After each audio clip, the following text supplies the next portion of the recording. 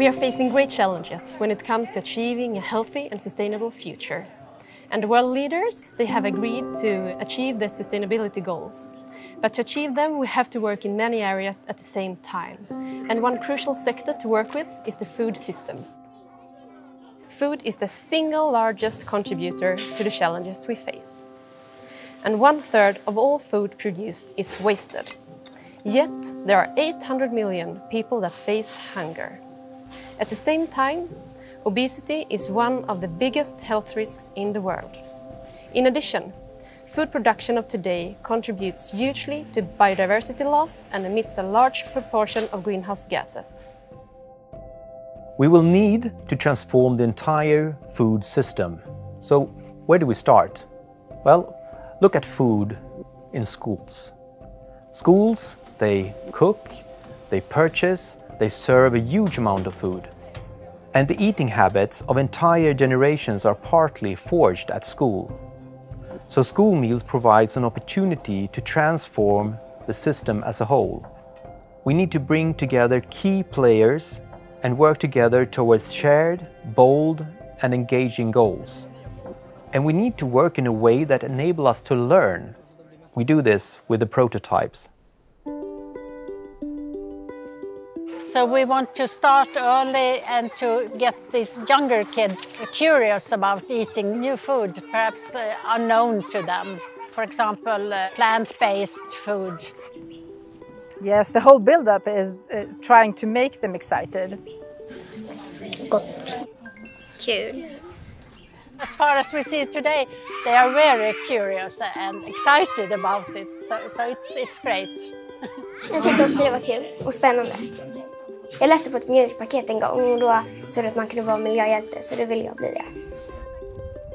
Through research and broad engagement, we have identified some areas that could have the greatest effects in achieving the goal. We call them levers. They work in a way that a small shift in a lever will impact multiple aspects of the system. The levers in our school food system includes, for example, to involve students and school staff in developing school meals, or ways to shape and design the school meal environment, or a way of hooking school food into the curriculum.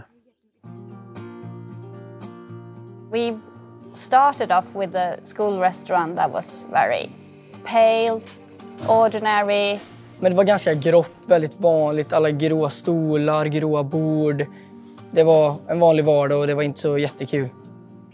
Istället så åker man kanske någon annanstans till McDonalds eller PKs eller liknande.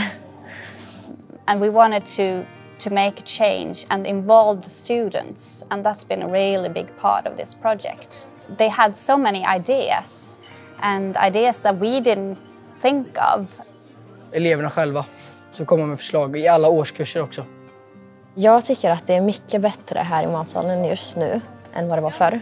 Maten blir typ godare fast det inte är förändring i maten. Så det är väldigt, väldigt fint. När vi ska göra något sånt här som ska gagna eleverna, så är det viktigaste för mig har varit att se till att det har varit ett reellt elevinflytande.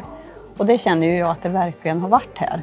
De är jättestolta, de elever som har medverkat i workshopen som ligger till grund för hur det blev.